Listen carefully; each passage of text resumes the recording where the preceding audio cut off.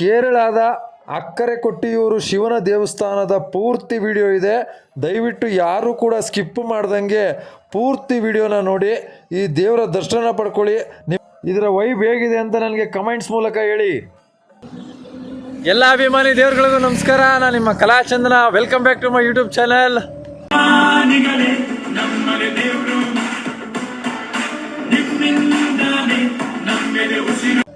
ಮತ್ತು ಇವತ್ತು ನಾವು ನಮ್ಮ ಚಿಕ್ಕಪ್ಪ, ನಮ್ಮ ಹರಿಯಣ್ಣ ಮತ್ತು ನಮ್ಮ ಲೋಹಿತ್ ಅಂಕಲ್ಲು ಎಲ್ಲರೂ ಒಂದು ವಿಶೇಷವಾದ ದೇವಸ್ಥಾನಕ್ಕೆ ಹೋಗ್ತಾ ಇದ್ದೀವಿ. ಈ ದೇವಸ್ಥಾನದ ಮಾಹಿತಿನ ನಮ್ಮ ಲೋಹಿತ್ ಅಣ್ಣ ತುಂಬ ಚೆನ್ನಾಗಿ ಹೇಳ್ತಾರೆ. ಅವ್ರ ಕೈಲಿ ಹೇಳಿಸ್ತೀನಿ ನೋಡಿ. ಇಲ್ಲಿ ಕಾಡು ವಾತಾವರಣ ಫುಲ್ಲು. ಈಗ ಕೇರಳ ಹತ್ರ ಇದ್ದೀವಿ. ಇನ್ನೇನೋ ಕೇರಳ ಬಾರ್ಡ್ರಿಗೆ ಹೋಗ್ತೀವಿ. ಮಧ್ಯೆಯಲ್ಲಿ ತಿಂಡಿ ತಿನ್ನೋಕ್ಕೆ ನಿಲ್ಲಿಸಿದ್ದು. ತಿಂಡಿ ಆಯಿತು. ಒಂದು ರೌಂಡು ಸ್ವಲ್ಪ ಕಾಡುಗಿಡ್ನೆಲ್ಲ ನೋಡ್ಕೊಂಡಿರೋಣ ಅಂತ ಅಂದ್ಬಿಟ್ಟು ನಿಲ್ಸಿದ್ದೀವಿ. ನಮ್ಮ ಚಿಕ್ಕಪ್ಪ ಇದು ಲೋಹಿತ್ ಅಣ್ಣವರು ಕಾರಿಂದ ಎಳಿತಾ ಇದ್ದಾರೆ. ಈಗ ಬನ್ನಿ ಅವ್ರನ್ನ ಸ್ವಲ್ಪ ಮಾತಾಡಿಸ್ತೀನಿ. ಇವತ್ತಿನ ನನ್ನ ಬ್ಲಾಗ್ನ ಯಾರು ಕೂಡ ಒಂಚೂರು ಮಿಸ್ ಮಾಡ್ಕೋಬೇಡಿ. ಒಂಚೂರು ಸ್ಕಿಪ್ ಮಾಡ್ದೇ ಪೂರ್ತಿ ನೋಡಿ. ನಿಮಗಂತೂ ಇವತ್ತು ಫುಲ್ ಎಂಟರ್ಟೈನ್ಮೆಂಟ್ ಸಿಗುತ್ತೆ.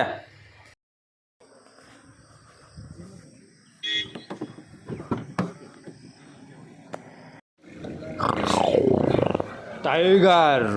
ಇವಾಗ ನಾವು ಫಾರೆಸ್ಟ್ನ ಚೆಕ್ ಪೋಸ್ಟಲ್ಲಿದ್ದೀವಿ.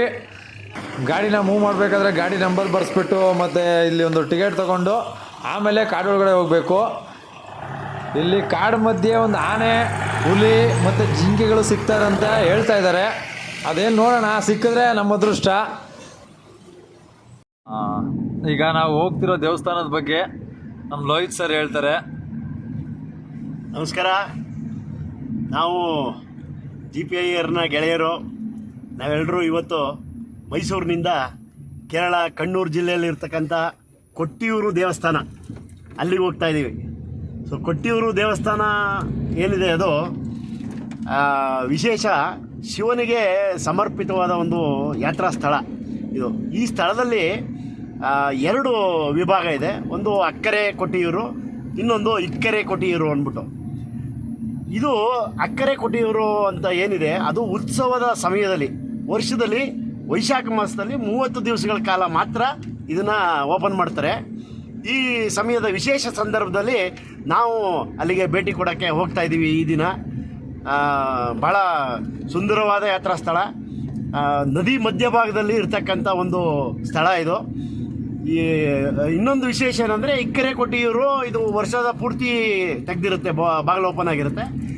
30 ದಿವಸಗಳ ಕಾಲ ಅಕ್ಕರೆ ಕೊಟ್ಟಿಯೂರು ಓಪನ್ ಆಗಿರುತ್ತೆ ಉತ್ಸವದ ಸಂದರ್ಭದಲ್ಲಿ. ಹಾಗಾಗಿ ಈ ಸ್ಥಳಕ್ಕೆ ನಾವು ಭೇಟಿ ಕೊಡ್ತಾ ಇದ್ದೀವಿ. ಗೆಳೆಯರಾದಂಥ ರಾಜೇಶ್ ತಲ್ಕಾಡ್ರವರ ನೇತೃತ್ವದಲ್ಲಿ ಮಿಸ್ಟರ್ ಹರಿದತ್ತ, ಚಂದನ್ ಕುಮಾರ್, ಲೋಹಿತ್ ತೆಮಾರ್ ಕ್ಯಾಮ್ರಾ ಪರ್ಸನ್ ಆಗಿ ಮಾಡುವಂತ ಹೇಳ್ಬೋದು. ನಮ್ಮ ಲೋಹಿತ್ ಸರ್ ಹೇಳ್ದಂಗೆ ಕೊಟ್ಟಿಯೂರಿಗೆ ಹೋಗ್ತಾ ಇದ್ದೀವಿ. ಈಗ ನಾವು ಸುತ್ತ ನೋಡಿ ಎಷ್ಟು ನೇಚರ್ ಎಷ್ಟು ಚೆನ್ನಾಗಿದೆ. ಈ ನೇಚರ್ನೆಲ್ಲ ನೀವು ದಯವಿಟ್ಟು ಮಿಸ್ ಮಾಡ್ಕೋದೇನೆ ಪೂರ್ತಿ ನೋಡಿ. ನನ್ನ ಬ್ಲಾಗ್ನ ಒಂದು ಚೂರು ಕೂಡ ಸ್ಕಿಪ್ ಮಾಡಿಬಿಡಿ. ಯಾಕೆಂದರೆ ಒಂದೊಂದು ಸಮಯದಲ್ಲೂ ಕೂಡ ನಿಮ್ಗೆ ಏನಾದರೂ ಒಂದು ವೈಬ್ ಸಿಗುತ್ತೆ. ನೋಡಿ ಕಾಡುಗಳು ತೋರಿಸ್ತಾ ಇದ್ದೀನಿ. ಈಗ ಸಖತ್ ಮಜಾ ಇರುತ್ತೆ. ಮುಂದೆ ಜಿಂಕೆಗಳು ಸಿಗ್ತಾವಂತೆ. ಇಲ್ಲೇನೋ ಆನೆ ಇದೆಯಂತೆ. ಆ ಆನೆ ಸಿಗುತ್ತಂತೆ ಎಲ್ಲರಿಗೂ. ನೋಡೋಣ ಬನ್ನಿ, ಅದನ್ನು ತೋರಿಸ್ತೀನಿ ನಿಮಗೆ. ಭಗವಂತ ಏನಪ್ಪ ಈ ಥರ ಲೀಲೆ.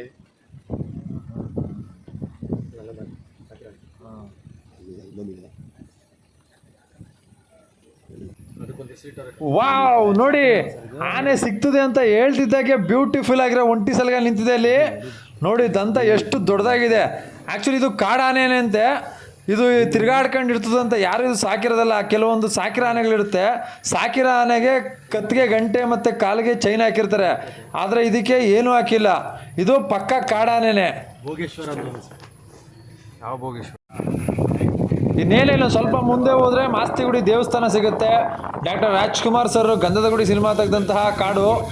ಮತ್ತು ಇದು ನಮ್ಮ ಮೈಸೂರಿಗೆ ದಸರಾಗೆ ಬರುವಂಥ ಆನೆಗಳು ಇಲ್ಲಿ ಬಿಡಾರ ಬಿಟ್ಟಿದ್ದಾವೆ. ಆ ಆನೆಗಳನ್ನು ಕೂಡ ನಾವು ನೋಡ್ಬೋದು. ನೋಡಿ ಇದು ಎಷ್ಟು ಚೆನ್ನಾಗಿದೆ ನೇಚರು. ಮೈಸೂರು, ಬೆಂಗಳೂರು, ಮಂಗಳೂರಿಂದ ನಾವು ಹೋಗ್ತಿರೋಂಥ ಕೊಟ್ಟಿಯೂರಿಗೆ ತುಂಬ ಜನ ಹೋಗ್ತಾ ಇದ್ದಾರೆ.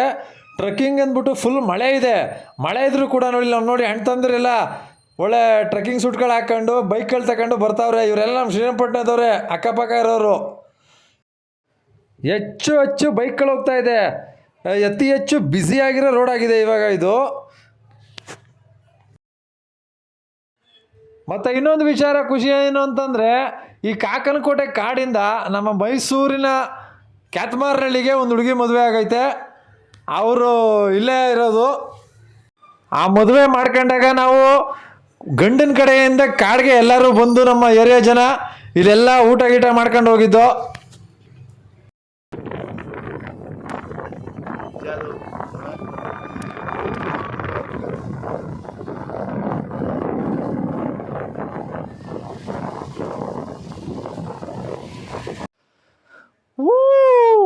ನೋಡಿ, ಈಗ ನಾವು ಬೆಟ್ಟದ ಕೆಳಗಡೆ ಇಳಿತಾ ಇದ್ದೀವಿ. ಎಷ್ಟು ಮಂಜಿದೆ ಅಂತಂದರೆ ನಮ್ಮ ಕಣ್ಣಿಗೆ ಏನು ಕಾಣ್ತಾನೇ ಇಲ್ಲ. ಕಾರ್ಗಳೆಲ್ಲ ಹೆಡ್ಲೈಟ್ ಹಾಕೊಂಡು ಓಡಿಸ್ಬೇಕು, ಆ ರೀತಿ ಆಗಿದೆ. ಒಂದು ಹಿಮ ಬೀಳ್ತಾ ಇದ್ರೆ ಸ್ವರ್ಗದ ಬಾಗಿಲಿಗೆ ಕಾಲು ಹಾಕ್ತಿದ್ದೀವೇನೋ ಅಂತ ಅನ್ನಿಸ್ತಾ ಇದೆ. ನಿಜವಾಗ್ಲೂ ಯಾವ ಹಿಮಾಲಯ ಪರ್ವತಕ್ಕೆ ಹತ್ತುತ್ತಾ ಇದ್ದೀವೋ ಅಂತ ಅನ್ನಿಸ್ತಾ ಇದೆ ನಮಗಂತೂ. ನೋಡಿ, ಒಂದು ಚೂರಾದರೂ ಕೂಡ ಕಾಣಿಸ್ತಾನೆ ಇಲ್ಲ. ಸುತ್ತ ಬೆಟ್ಟ ಇದೆ, ಇಲ್ಲಿ ಬೀಳ್ತಿರೋದೆಲ್ಲ ಫುಲ್ ಫಾಗು. ಬ್ಯೂಟಿಫುಲ್, ಸಕ್ಕತ್ ಬ್ಯೂಟಿಫುಲ್ಲು. ಯಾವುದೋ ಹಿಮಾಲಯಕ್ಕೆ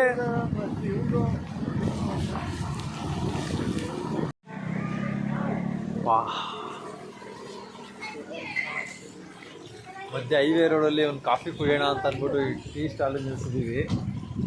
ನೋಡಿ, ಇವರು ನಮ್ಮ ಚಿಕ್ಕಪ್ಪ ರಾಜೇಶ್ ತಲ್ಕಾಡ್ ಅಂತೇಳಿ. ಆಮೇಲೆ ಇವ್ರ ಬಗ್ಗೆ ಫುಲ್ ಹೇಳ್ತೀನಿ. ಚಿಕ್ಕಪ್ಪ ಅವರೇ, ನೀವು ನನ್ನ ವ್ಲಾಗ್ನಲ್ಲಿ ಇವತ್ತು ಕಂಪ್ಲೀಟಾಗಿ ಮಾತಾಡಬೇಕು. ಇವತ್ತಿನ ಜರ್ನಿ ಹೇಗಿತ್ತು ಅಂತ ಎಲ್ಲ ತಿಳಿಸ್ಕೊಡ್ಬೇಕು. ಅಲ್ಲಿ ನೋಡಿ, ಸೀನ್ರಿ ನೋಡಿ ಅಲ್ಲಿ.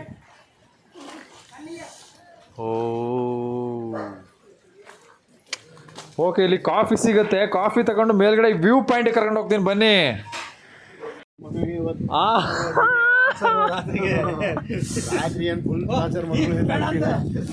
ಹಾರ್ಲಿಕ್ಸ್ ನೋಡಿ, ಈ ವೆದರಲ್ಲಿ ಈ ಟೀ ಕಾಫಿ ನಮ್ಮ ಹರಿಯಣ್ಣ ಮತ್ತು ನಮ್ಮ ಚಿಕ್ಕಪ್ಪ ನಮ್ಮ ಲೋಹಿತಣ್ಣ, ಹೆಂಗಿದೆ ಸ್ವರ್ಗ. ಫುಲ್ಲು ಹಿಮ.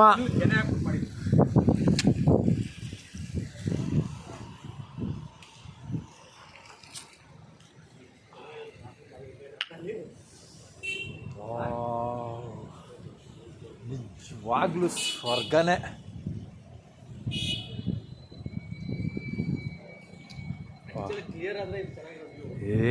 ಏನ್ ಫುಲ್ ಮಂಜು ಮೋಡ, ಏನು ಕಾಣ್ತಾ ಇಲ್ಲ.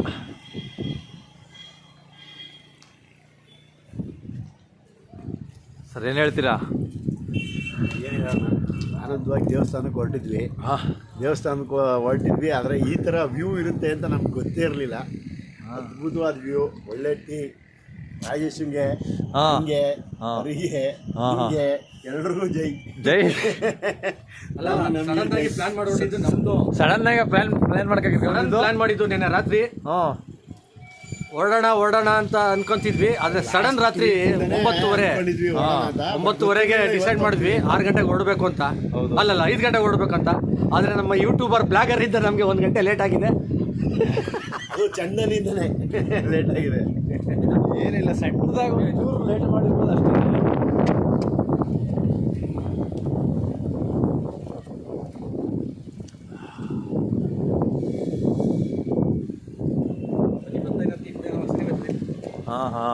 ಆದರೂ ಇಲ್ಲಿ ಟೀ ಕುಡಿದು ಒಳ್ಳೆ ಕೆಲಸ ಮಾಡಿದ್ವಿ. ಒಳ್ಳೆ ವ್ಯೂ ಪಾಯಿಂಟ್ ಸಿಕ್ತು. ಬನ್ನಿ ಹೋಗೋಣ ದೇವಸ್ಥಾನಕ್ಕೆ. ಈಗ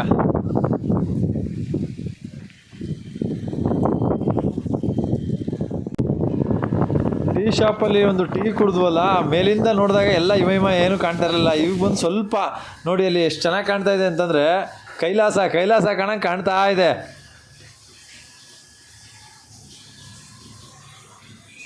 ಪ್ರಕೃತಿ ಮನುಷ್ಯ ಒಂದಾಗೋದಂದ್ರೆ ಇದೇನಾ ಅಂತ ಈಗ ಅನಿಸ್ತಾ ಇದೆ. ಏನು ಎಷ್ಟು ದೊಡ್ಡ ಬೆಟ್ಟಗಳು, ಹಿಮಾಲಯ ಥರನೇ ಕಾಣ್ತಾ ಇದೆ ನೋಡಿ.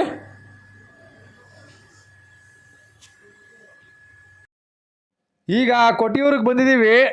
ಇಲ್ಲಿ ತುಂಬ ಟ್ರಾಫಿಕ್ ಜಾಮ್ ಆಗಿದೆ. ತುಂಬ ಹಿಂದೆನೇ ಕಾರ್ ನಿಲ್ಲಿಸ್ಬೇಕಾಗಿತ್ತು, ಮುಂದೆ ನಿಲ್ಸೋಣ ಅಂತ ಅನ್ಕೊಂಡು ಹಿಂಗೆ ದೇವಸ್ಥಾನ ಹತ್ರನೇ ಬಂದ್ಬಿಟ್ಟಿದೀವಿ. ಈಗ ಪಾರ್ಕಿಂಗ್ಗೆ ಜಾಗ ಸಿಗ್ತಾ ಇಲ್ಲ. ದೇವಸ್ಥಾನದ ಒಳಗಡೆನೆ ಮೋಸ್ಟ್ಲಿ ನಿಲ್ಲಿಸ್ತೀವ ಅಂತ. ಇಲ್ಲ, ದೇವಸ್ಥಾನದ ಒಳಗಡೆ ಎಲ್ಲ ನಿಲ್ಸಕ್ಬಿಡಲ್ಲ. ಅಲ್ಲ ಗೊತ್ತಿಲ್ಲ, ಯಾಕೆ ಅಂತಂದ್ರೆ ಅಷ್ಟೊಂದು ಟ್ರಾಫಿಕ್ ಇತ್ತಲ್ಲ, ಹಂಗೆ ಬರ್ತಾ ಬರ್ತಾ ಬರ್ತಾ ಒಳಗಡೆನೆ ಹೊರಟೋಗ್ತೀವ. ಇಲ್ಲಿ ಬಿಳಿಯಾಗಿ ಗುಂಚಲಾಗಿ ನೇತಾಕಿದ್ದಾರೆ ನೋಡಿ, ಇದು ಇಲ್ಲಿಯ ವಿಶೇಷ. ಇದು ಅಡಕೆದು ಮತ್ತು ತೆಂಗಿಂದು ಅಂತ ಗೊತ್ತಾಗಿಲ್ಲ. ನಾವೀಗ ಕಾರ್ ಇಳಿದು ಹೋಗಿ ಅದನ್ನು ನೋಡಿದ್ರೆ ಅದೇನು ಅಂತ ಗೊತ್ತಾಗುತ್ತೆ. ಆಮೇಲೆ ಅದ್ರಲ್ಲಿ ಏನು ಅಂತ ತಿಳಿಸ್ತೀನಿ, ಬನ್ನಿ. ಈಗ ಕಾರ್ನ ನಿಲ್ಸೋಕೆ ಒಂದು ವ್ಯವಸ್ಥೆ ಆದಮೇಲೆ ಆಮೇಲೆ ದೇವಸ್ಥಾನಕ್ಕೆ ಬಂದು ದರ್ಶನ ಮಾಡಿ ಇದೆಲ್ಲ ಶಾಪಿಂಗ್ ಮಾಡೋಕ್ಕೆಲ್ಲ ಬರೋಣ ಅಂದ್ಕೊಂಡಿದ್ದೀವಿ. ಬನ್ನಿ ಬರೋಣ. ಇಲ್ಲಿಂದ ಅಲ್ಲಾಡೋದೇ ಇಲ್ಲ, ಕಡ್ಲೋದೇ ಇಲ್ಲ, ದೇವಸ್ಥಾನ ನೋಡಿದ್ರು ಪರವಾಗಿಲ್ಲ. ಫಸ್ಟ್ ಶಾಪಿಂಗ್ ಮಾಡೋಣ ಅಂತಾರೆ. ಶಾಪಿಂಗ್. ಇದು ಈಗ ಕತೆ. ಇದೆ ಅನ್ಸುತ್ತೆ ದೇವಸ್ಥಾನ. ಇಲ್ಲಿ ರೈಟು ಅಲ್ಲ, ಇಲ್ಲಿ ಆರ್ಚು ಇಲ್ಲ ಬೋ.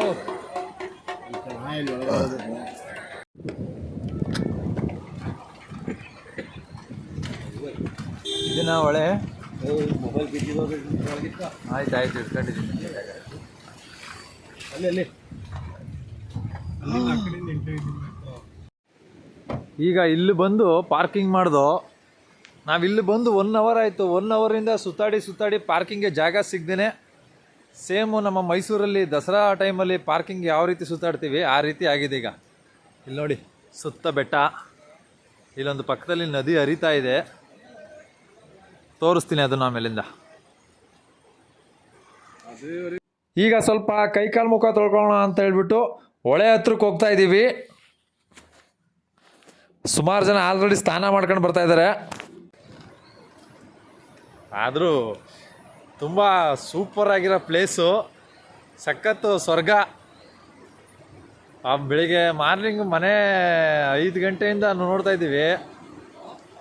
ಒಂದು ಸ್ವಲ್ಪ ಮಲ್ಕೊಬಿಟ್ಟಿದ್ದು, ಅದೊಂದು ನೋಡೋಕ್ಕಾಗಿಲ್ಲ. ಓಕೆ ನೋಡಿ, ಇದು ಬಾವಲಿ ನದಿ. ಇಲ್ಲಿ ಸ್ನಾನ ಮಾಡಿಕೊಂಡು ಎಲ್ಲರೂ ದೇವಸ್ಥಾನಕ್ಕೆ ಹೋಗಬೇಕು. ಬಟ್ ಆದರೆ ಇಲ್ಲಿ ಸ್ನಾನ ಮಾಡೋಕ್ಕೆ ಈಗ ಬಿಡಲ್ಲ, ತುಂಬ ರಶ್ಶು ಇದೆ.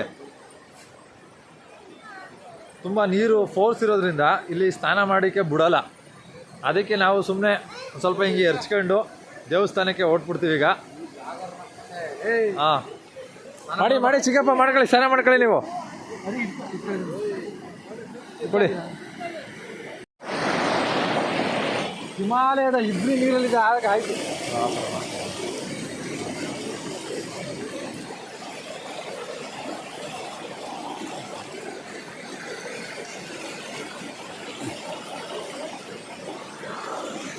ಈಗ ಇಲ್ಲೆಲ್ಲ ಫುಲ್ಲು ಜನ ನಿಂತಿದ್ದಾರೆ. ಅವ್ರ ಜೊತೆ ಕ್ಯೂ ಅಲ್ಲಿ ನಿಂತ್ಕೊಂಡು ಹೋಗ್ಬೇಕಂತ ಈಗ.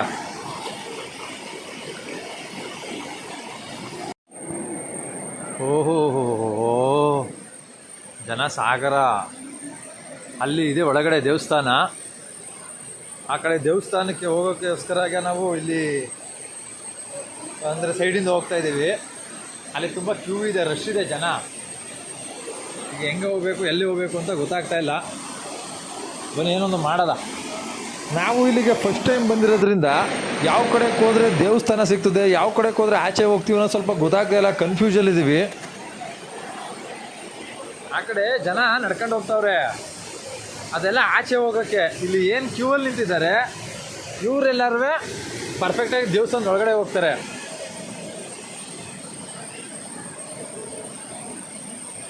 ಹೊಳೆ ಪಕ್ಕ ರಾಗ, ಹೊಳೆ ಪಕ್ಕ ಜಾಗ, ಆ ಕಡೆ ಜನಗಳು.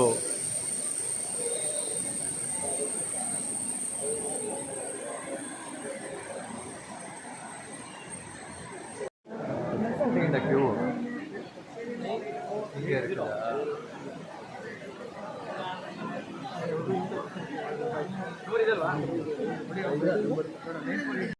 1 ಅವರಿಂದ ನಿಂತಿದ್ದೀವಿ. 1-2 ಜನ ಮುಂದಕ್ಕೆ ಹೋಗೋಕ್ಕಾಗಿಲ್ಲ. ಯಾಕೋ ಈ ರೂಟ್ ನಮಗೆ ಸೆಟ್ ಆಯ್ತಿಲ್ಲ, ಬೇರೆ ರೂಟ್ ಹುಡ್ಕದ. ಬನ್ನಿ ಯಪ್ಪ. ಆ ಕ್ಯೂನ ಬಿಟ್ಟು ಇದು ಒಂದು ರಸ್ತೆಗೆ ಬಂದು ಎಲ್ಲ ಜರಿಯಾಗಿದೆ, ಸಾಕು ಕ್ಯೂಗಿವೆಲ್ಲ ಬೇಡ ಅಂತ. ಇಲ್ಲಿ ಯಾವುದೋ ಒಂದು ಕಟ್ ರೂಟ್ ಇದೆ ಅಂತೆ, ಇಲ್ಲಿ ಹೋಗಿ ನೋಡೋಣ. 1 ರೂಪಾಯಿನಾ? 1 ರೂಪಾಯಿ.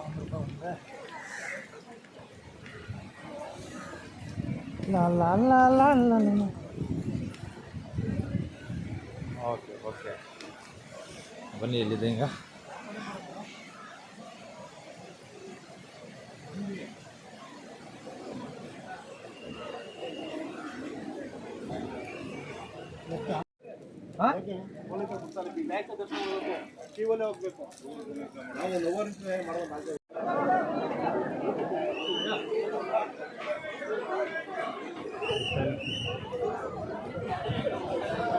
ಏನು ಇಲ್ಲಂತೂ ಫುಲ್ಲು ಜನ ಜಂಗುಳಿ.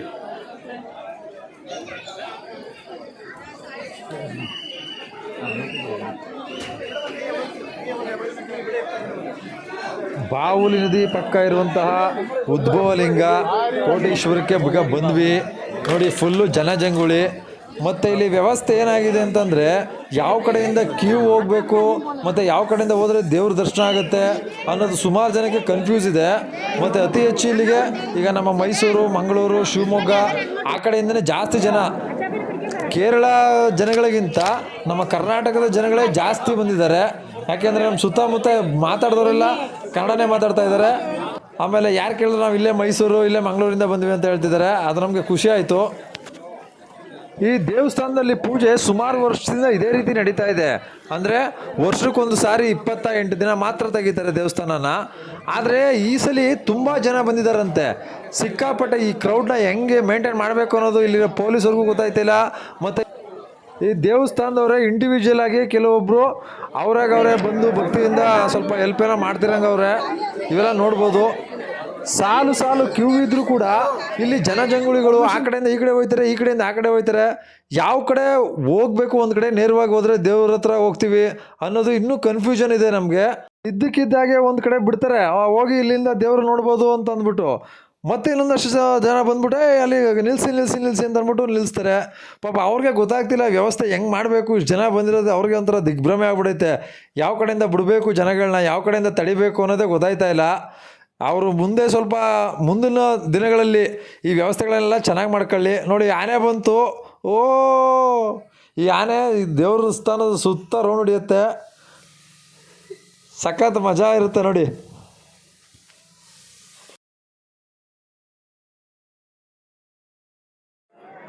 ನೋಡಿ ಈಗ ನಾವು ಬಂದಿರೋ ಸಮಯ ಕರೆಕ್ಟಾಗಿ ಮಹಾಮಂಗಳಾರತಿ, ದೊಡ್ಡ ಪೂಜೆ, ವಿಶೇಷ ಪೂಜೆ.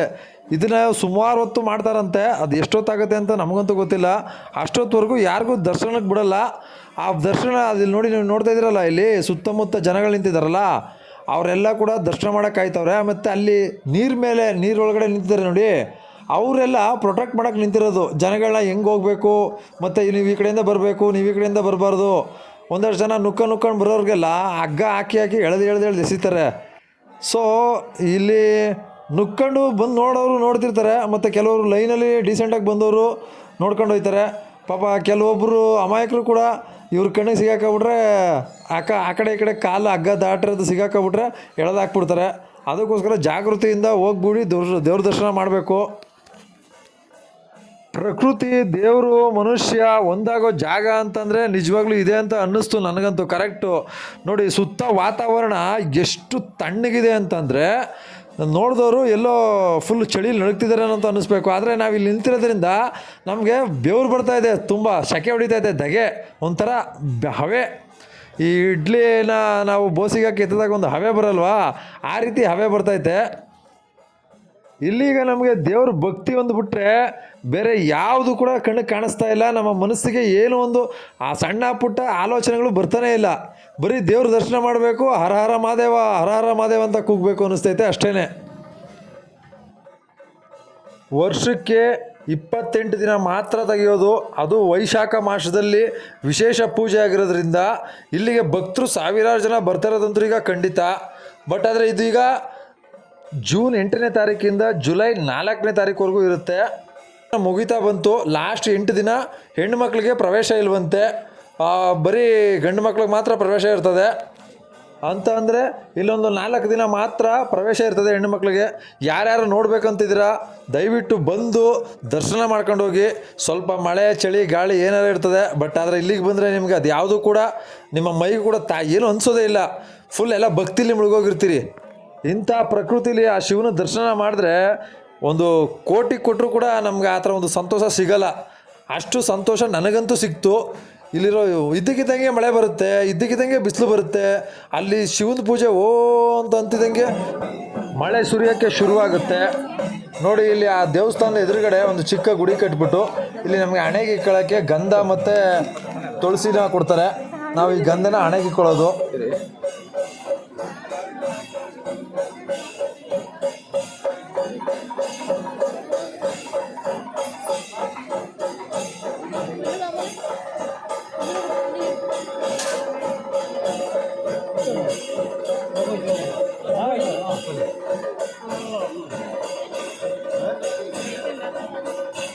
ನೀಟಾಗಿ ಬಂತ ಕಾಣ್ತಿದ್ಯಾ ಹಾಕಿರೋದು? ಸ್ವಾಮಿ ದರ್ಶನ मस्त करना चाहती पूजा है पूजा उसका बात है शिवेली पालिंगನ पूजा ಕಾಳಿಂಗ ಪೂಜಾ ಅಂತವ್ರೆ. ದೇವರೊಡೆ ನನಗೆ ಮಲಯಾಳಂ ಅರ್ಥ ಆಗಿಲ್ಲ, ಅಂದರೆ ಅವರೇನೋ ಇದು ಪೂಜೆ ಬಗ್ಗೆ ಹೇಳಿದ್ರು. ನೋಡಿ ಇಲ್ಲಿ ಇವರು ಗಂಧ ಕೊಡ್ತಾರೆ ಹಚ್ಕೊಳ್ಳೋಕ್ಕೆ ಬಂದವ್ರಿಗೆಲ್ಲ, ಮತ್ತು ತುಳಸಿ ಇರುತ್ತೆ, ತುಳಸಿ ತಗೊಳ್ಳೋದು. ಇದು ಮಹಾಮಂಗಳಾರತಿ ಥರ ಪೂಜೆ ನಡೀತೈತೆ. ನಾನೀಗ ಹೋಗಿ ಗಂಧ ಹಚ್ಚಿಸ್ಕೊಂಡು ಬಂದೆ. ಅಣ್ಣವ್ರು ಇಲ್ಲೇ ಕಾಯ್ಕೊಂಡವ್ರು, ಏನು ಅಂತ ಗೊತ್ತಿಲ್ಲ.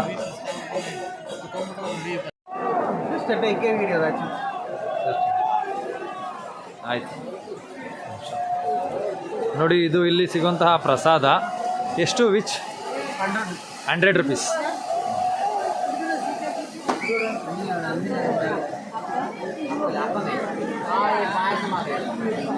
ಓಹೋ, ಮಳೆ ಬಂದ್ಬಿಡ್ತು. ಮಳೆ ಬಂದ್ಬಿಡ್ತು. ಸದ್ಯ ಈ ಚಾವಡಿ ಕೆಳಗಡೆ ಬಂದೆ.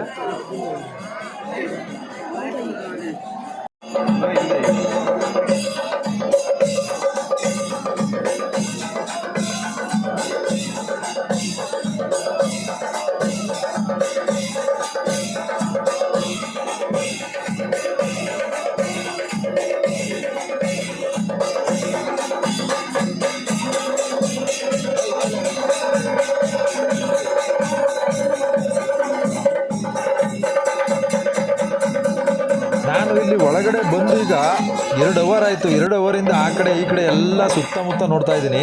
ಇನ್ನೂ ಪೂಜೆ ನಡೀತಾನೆ ಇದೆ. ದಮರೋಗ ಬಾರಿಸ್ತಾನೆ ಇದ್ದಾರೆ. ಅದು ಎಷ್ಟೊತ್ತಿಗೆ ಪೂಜೆ ನಿಲ್ಲುತ್ತೋ, ಎಷ್ಟೊತ್ತಿಗೆ ನಮ್ಮನ್ನು ಬಿಡ್ತಾರೋ ಅನ್ನೋದು ಗೊತ್ತಿಲ್ಲ ನನಗಿನ್ನೂ ಕೂಡ. ನೋಡಬೇಕು ಅದು ಎಷ್ಟೊತ್ತಾಗತ್ತೆ. ಆದರೆ ಆಗಲಿ, ತುಂಬ ಇಲ್ಲೊಂದು ಕಾಯೋದ್ರಲ್ಲೂ ಒಂದು ಸುಖ ಇದೆ.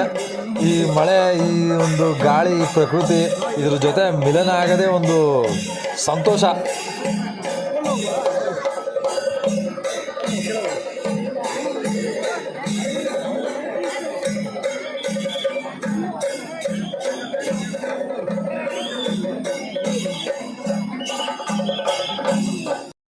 ಇದ್ದಕ್ಕಿದ್ದಾಗೆ ದೇವ್ರ ದರ್ಶನಕ್ಕೆ ಒಳಗಡೆ ಬಿಟ್ಬಿಟ್ರು. ಅದು ತುಂಬ ಜನ ಗೋಜಲಾಗಿದ್ದರಿಂದ ನಾನು ಅಲ್ಲಿ ವಿಡಿಯೋ ಮಾಡ್ಕೊಂಡು ಬರೋಕ್ಕಾಗಲಿಲ್ಲ. ತಕ್ಷಣ ನಾನು ಅಲ್ಲಿಗೆ ಬಂದು ದೇವಸ್ಥಾನದ ದರ್ಶನ ಮಾಡ್ಕೊಂಡು, ಈಗ ಪಕ್ಕದಲ್ಲೇ ಇರೊಂದು ಕಲ್ಲುಗಳಿದೆ, ಆ ಕಲ್ಲುಗಳಿಗೆ ಒಂದಷ್ಟು ಎಲ್ಲರೂ ಅವ್ರ ಕಾಣಿಕೆಗಳನ್ನ ಹಾಕ್ತಾರೆ. ಆಮೇಲೆ ಅಲ್ಲಿ ಕಲ್ಲನ್ನ ಉಜ್ಜಿದ್ರೆ ಗಂಧ ಬರುತ್ತಂತೆ. ಈಗ ಆ ಕೆಲಸನ ಮಾಡ್ತಾಯಿದ್ದೀನಿ ನಾನು. ನೋಡಿ, ನನಗೆ ಒಂದು ವಿಭೂತಿ ಬಂತು, ಹಚ್ಕೊಂಡೆ. ಮತ್ತು ಇಲ್ಲಿರೋದು ನೋಡಿ, ಜನಗಳು ಅವ್ರ ಭಕ್ತಿಯಿಂದ ಕಾಸುಗಳನ್ನೆಲ್ಲ ಇಲ್ಲಿ ಹಾಕಿದ್ದಾರೆ. ಫುಲ್ಲು ಒದ್ದೆ ಆಗಿ ನೆಂದೋಗ್ಬಿಟ್ಟಿದೆ ದುಡ್ಡು. ಆದರೆ ಇಲ್ಲಿ ಯಾರು ಕೂಡ ಒಬ್ಬರು ಆ ದುಡ್ಡನ್ನು ಮುಟ್ತಾ ಇಲ್ಲ. ಮತ್ತು ಅಲ್ಲಿ ದೇವಸ್ಥಾನದ ಪೂಜಾರಿಗಳು ಸಹ ಆ ದುಡ್ಡು ಎತ್ಕೋಬೇಕು, ಇದನ್ನು ಎತ್ಕೋಬೇಕು ಅಂತ ಒಂದು ಏನೂ ಇಲ್ಲ. ಇಲ್ಲಿ ದುಡ್ಡು ಗಿಡ್ಡು ಯಾವ ರೀತಿ ಆಸೆ ಪಡ್ತಾ ಇಲ್ಲ. ಅದು ತುಂಬ ಖುಷಿಯಾಯಿತು. ಮತ್ತು ಇಲ್ಲಿ ಭಕ್ತಿ ಒಂದು ಬಿಟ್ರೆ ಬೇರೆ ಏನೂ ಕಾಣಿಸ್ತಾ ಇಲ್ಲ ಯಾರ ಹತ್ರನೂ. ನಾನೀಗ ಇಲ್ಲಿ ನಿಂತಿರೋದು ಶಿವನ ಮಡದಿ ಸತಿ ಅಗ್ನಿಗೆ ಆಹುತಿಯಾದಂತಹ ಜಾಗ. ಇಲ್ಲಿ ಕಾಣ್ತಾ ಇದೆಯಲ್ಲ ಒಂದು, ಈ ಜಾಗದಲ್ಲೇ ಸತಿ ಅಗ್ನಿಗೆ ಆಹುತಿಯಾದ್ರಂತೆ. ಆ ಒಂದು ಕಥೆಗಳು ಪುರಾಣಗಳಲ್ಲೆಲ್ಲ ಕೇಳ್ಬೋದು. ಮತ್ತು ಇಲ್ಲಿಂದ ಬಂದರೆ ಮೇಲೆ ಬಂದ್ವಿ. ಇಲ್ಲಿ ಪ್ರಸಾದದ ಕೌಂಟ್ರು ನೋಡಿ, ಇಲ್ಲಿ ಪ್ರಸಾದ ಕೊಡ್ತಾರೆ. ನಾವು ಮನೆಗೆ ಒಂದೆರಡು ಸ್ವಲ್ಪ ಪ್ರಸಾದಗಳನ್ನ ತಗೊಂಡು ಈ ಎಕ್ಸ್ಪೀರಿಯನ್ಸ್ನ ಮಾತ್ರ ನಾವು ಹೇಳೋಕ್ಕಾಗಲ್ಲ. ನಿಜವಾಗ್ಲೂ ಆ ದರ್ಶನ ಮಾಡಿದಂತೂ ಅದ್ಭುತ.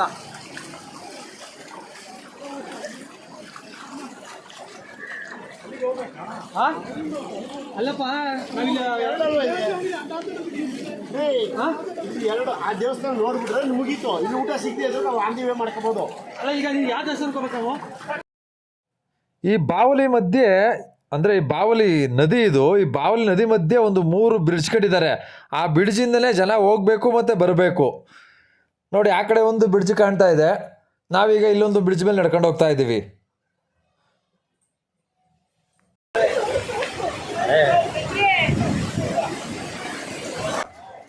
ಆ ದೇವಸ್ಥಾನದ ಪಕ್ಕ ಇನ್ನೊಂದು ದೇವಸ್ಥಾನ ಇದೆ. ಅಕ್ಕರೆ ಕೊಟ್ಟಿಯೂರು ಮತ್ತು ಇಕ್ಕರೆ ಕೊಟ್ಟಿಯೂರು. ಈಗ ನಾವು ಹೋಗ್ತಾ ಇರೋದು ಇಕ್ಕರೆ ಕೊಟ್ಟಿಯೂರಿಗೆ. ಅಕ್ಕರೆ ಕೊಟ್ಟಿಯೂರು ವರ್ಷದಲ್ಲಿ 28 ದಿನ ಮಾತ್ರ ತೆಗೆಯುತ್ತೆ. ಇಕ್ಕರೆ ಕೊಟ್ಟಿಯೂರು ವರ್ಷ ಪೂರ್ತಿ ತೆಗೆದಿರುತ್ತೆ. ಈಗ ಇಕ್ಕರೆ ಕೊಟ್ಟಿಯೂರು ದೇವಸ್ಥಾನಕ್ಕೆ ಹೋಗ್ತಾ ಇದ್ದೀವಿ. ಒಂದಾದ್ರೆ ಏನಂತ ಅಂದರೆ ಇಕ್ಕರೆ ಕೊಟ್ಟಿಯೂರಲ್ಲಿ ಅನ್ನ ಪ್ರಸಾದ ಸಿಗ್ತದೆ ಮಧ್ಯಾಹ್ನದ ಹೊತ್ತು. ಅಲ್ಲೇ ಪ್ರಸಾದ ಊಟ ಕೊಡ್ತಾರೆ. ಈಗ ನಾವು ಪ್ರಸಾದ ಊಟಕ್ಕೆ ಮಾಡಿಕೊಂಡು ಆಮೇಲೆ ದೇವಾಲಯದೊಳಗೆ ಹೋಗುವ ಅಂತ ನಿಂತಿದ್ದೀವಿ. ಮತ್ತು ಇಲ್ಲಿ ದೇವಾಲಯ ಸಂಜೆ 5 ಗಂಟೆ ಮೇಲಂತೆ ತೆಗೆಯೋದು. ಈಗ ಮಧ್ಯಾಹ್ನ ಆಗಿದೆ, ಮಧ್ಯಾಹ್ನ ಕ್ಲೋಸ್ ಮಾಡಿರೋದ್ರಿಂದ ನಾವಿಲ್ಲಿ ಅನ್ನ ಪ್ರಸಾದವನ್ನು ಸ್ವೀಕಾರ ಮಾಡಿ ಮತ್ತೆ ಒಂದು ರೌಂಡ್ ಹೋಗ್ತೀನಿ ಒಳಗಡೆ. ಆ ದೇವಸ್ಥಾನದ ಸುತ್ತಮುತ್ತ ಎಲ್ಲ ನೋಡಿಕೊಂಡು ಬರ್ತೀನಿ. ಅಕಸ್ಮಾತ್ ದೇವರೇನಾರ ಓಪನ್ ಇದ್ದರೆ ಬಾಗಿಲು ಸಾಧ್ಯ ಆದರೆ ನಾನು ವೀಡಿಯೋ ಮಾಡಿ ತೋರಿಸ್ತೇನೆ, ಇಲ್ಲ ಅಂತಂದರೆ ಆ ಹೊರಾಂಗಣದಲ್ಲಿ ವೀಡಿಯೋ ಮಾಡಿಕೊಂಡು ವಾಪಸ್ ಬರ್ತೇನೆ.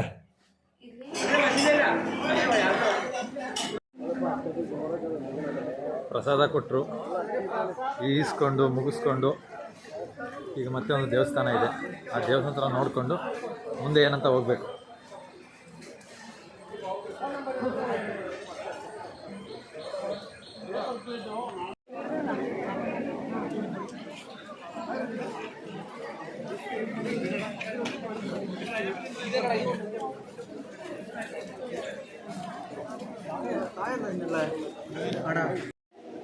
ನೋಡಿ ಇದು ಇಕ್ಕರೆ ಕೊಟ್ಟಿರೋ ದೇವಸ್ಥಾನ.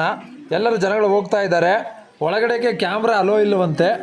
ನಾವು ಈಗ ಹಿಂದೆ ಇದರಿಂದ ದೇವಸ್ಥಾನದ ಮುಂದ್ಗಡೆಯಿಂದನೇ ತೋರಿಸ್ಕೊಂಡು ಮತ್ತೆ ಈಗ ಒಳಗೆ ಹೋಗಿ ಆಚೆ ಬಂದಿದ್ದೀನಿ. ಆಚೆ ಇಲ್ಲಿ ಒಂದು ಇದು ಕಾಣಿಕೆ ಹಾಕೊಳ್ಳೋಕ್ಕೆ ಒಂದು ದೊಡ್ಡ ಉಂಡಿ ಇಟ್ಟಿದ್ದಾರೆ. ಅಲ್ಲಿಂದ ಬಂದು ನೋಡಿ, ಇದು ಹಿಂದೆ ಇಕ್ಕರೆ ದೇವಸ್ಥಾನದ ಹಿಂದೆ ಇರುವುದು. ಮತ್ತು ಬಾಗಿಲು ಕೂಡ ತೆಗೆದಿರಲಿಲ್ಲ. ಸಂಜೆ 5 ಗಂಟೆ ಮೇಲೆ ಬಾಗಿಲು ತೆರೆಯೋದು ಅಂತ ಹೇಳಿದ್ರು. ಸರಿ ಆಯಿತು ಅಂತ ಅಂದ್ಬಿಟ್ರು ನಾವು ಹಂಗೆ ನಮಸ್ಕಾರ ಮಾಡ್ಕೊಂಡು ಬಂದು. ಈಗ ನೋಡಿ ಇಲ್ಲಿ ಹಿಂದೆ ತೋರಿಸ್ತೀವಿ, ಇದೊಂದು ಕೊಳ ಇದೆ ಇಲ್ಲಿ, ಅಲ್ಲಿಂದ ನೀರು ತೆಗಿತಾರೆ. ಮತ್ತು ಇದು ನೋಡಿ ಪುರಾತನ ಕಾಲವಾದ ಹಳೇ ದೇವಸ್ಥಾನಗಳ ಥರನೇ ಇದೆ, ತುಂಬ ಚೆನ್ನಾಗಿದೆ. ಎಲ್ಲ ವಾತಾವರಣ ಥಂಡಿ ಥಂಡಿ ಥಂಡಿ. ಕೇರಳದಲ್ಲಿ ಒಂದು ದಿನ ನಡೆದದ್ದೇ ಸಾಕು ಅಷ್ಟೇ. ನಮಗೆ ಒಂಚೂರು ಯಾಕೋ ಅಲ್ಲಿಯ ಭಾಷೆ ಅಲ್ಲಿಯ ವಾತಾವರಣಗಳು ಹೊಂದಿಕೊಂಡು ಹಾಗೆ ಮಾತಾಡ್ತಾ ಇದ್ದೀವಿ. ಒಟ್ಟಾರೆಯಾಗಿ ದೇವಸ್ಥಾನದ ದರ್ಶನ ಎಲ್ಲ ತುಂಬ ಚೆನ್ನಾಗಾಯಿತು. ಒಂದು ಒಳ್ಳೆ ಮನಸ್ಸಿಗೆ ನೆಮ್ಮದಿ ಸಿಕ್ತು. ಈಗ ಇಲ್ಲಿಂದ ಹೊರಡೋ ಸಮಯ ಟೈಮ್ ಆಗಿದೆ. ಎಲ್ರಿಗೂ ಒಂದ್ಸಲಿ ಬಾಯ್ ಬಾಯ್. ನೋಡಿ ಈಗ ಬನ್ನಿ ಅಲ್ಲಿ ಕಾರ್ ನಿಲ್ಸಿರೋ ಕಡೆ ಹೋಗೋಣ. ನೋಡಿ ಇದು ಇಕ್ಕೆರೆ ಅಕ್ಕೆರೆ, ಇಕ್ಕೆರೆ ಅಕ್ಕೆರೆ ಮಧ್ಯ ರೋಡಲ್ಲಿ ಇದ್ದೀನಿ ನಾನೀಗ. ಮತ್ತು ಇಲ್ಲೊಂದು ಸ್ವಲ್ಪ ನಿಮಗೆ ಲಾಸ್ಟ್ ಇದು ತೋರಿಸಿಲ್ಲ, ಅಂಗಡಿಗಳ ಮಳಿಗೆಗಳು ನೋಡಿ. ಇದು ದೇವರ ಮನೆಯಲ್ಲಿ ಇಡ್ತಾರಂತೆ. ಇದನ್ನು ಬಿದಿರ ಬೊಂಬಿಂದ ಮಾಡ್ತಾರೆ. ಬಿದಿರ ಬೊಂಬಿನ ಒಂದು ತುದಿಯಿಂದ ಇನ್ನೊಂದು ತುದಿವರೆಗೂ ಕತ್ತರಿಸಿ ಅದನ್ನು ಚೆನ್ನಾಗಿ ನೇಯ್ದು ಕುಯ್ದು ಒಂದು ಚಾಪೆ ನಾವು ಒರೆಯೋ ರೀತಿ ಒರೆದು ಈ ಥರ ಮಾಡ್ತಾರಂತೆ. ಇದು ದಕ್ಷಯಜ್ಞನ ಗಡ್ಡ. ಇದು ಒಂದು ಇತಿಹಾಸ ಇದೆ. ಶಿವ ದಕ್ಷಯಜ್ಞನ ತಲೆ ಕತ್ತರಿಸಿ ಗಡ್ಡವನ್ನು ಬೇರೆ ಮಾಡಿ ಎಸ್ದಾಗ ಇದು ಗಡ್ಡವನ್ನು ಅವರು ಇಲ್ಲಿಯವರು ದೇವರ ರೀತಿಯಾಗಿ ಪೂಜೆ ಮಾಡ್ತಾರಂತೆ, ದೇವರ ಮನೆಗಳಲ್ಲಿ ಕಟ್ತಾರಂತೆ.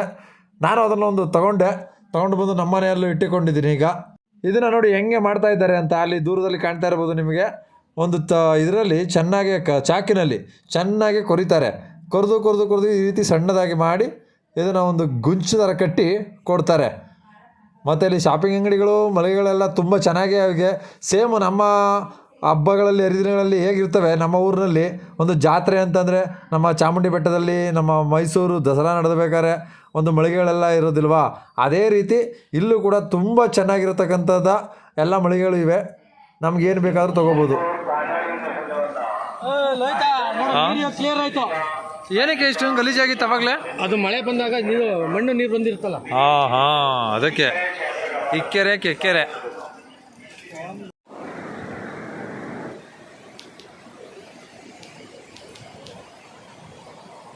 ಮಳೆಯಲ್ಲಿ ನೆಂದು ದೇವ್ರ ದರ್ಶನ ಮಾಡಿ ಅಲ್ಲೆಲ್ಲ ಫುಲ್ಲು ನೀರಲ್ಲಿ ಒದ್ದಾಡಿ ಊಟ ಗೀಟ ಎಲ್ಲ ಮುಗಿಸಿ ಇವಾಗ ಮತ್ತೆ ಹೆಂಗೆ ಯಾವ ರೋಡಲ್ಲಿ ಬಂದು ಅದೇ ರೋಡಲ್ಲಿ ಕಾರ್ ಪಾರ್ಕಿಂಗ್ ಮಾಡಿದ್ದೀವಿ. ಆ ಪಾರ್ಕಿಂಗ್ ಹತ್ರ ಹೋಗ್ತಾ ಇದ್ದೀವಿ.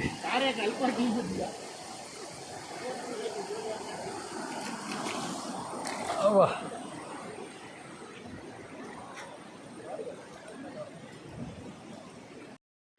ಕೊಟಿಯೂರು ದೇವಸ್ಥಾನದ ದರ್ಶನ ತುಂಬ ಚೆನ್ನಾಗಾಯಿತು ನೋಡಿ. ಅದರ ಪ್ರಸಾದನ ಈಗ ತಿನ್ಕೊಂಡು ಈ ಬ್ಲಾಗ್ನ ಎಂಡ್ ಮಾಡ್ತಾ ಇದ್ದೀವಿ. ಈ ವಿಡಿಯೋ ನೋಡಿದ್ದಕ್ಕೆ ಎಲ್ಲರಿಗೂ ತುಂಬ ಹೃದಯದ ಧನ್ಯವಾದಗಳು. ಇದೇ ರೀತಿ ಕಲಾಚಂದನ 1438 ಯೂಟ್ಯೂಬ್ ಚಾನಲ್ನ ಸಬ್ಸ್ಕ್ರೈಬ್ ಮಾಡಿ, ಲೈಕ್ ಮಾಡಿ, ಶೇರ್ ಮಾಡಿ, ಕಮೆಂಟ್ಸ್ ಮಾಡಿ. Thank you very much. Bye bye.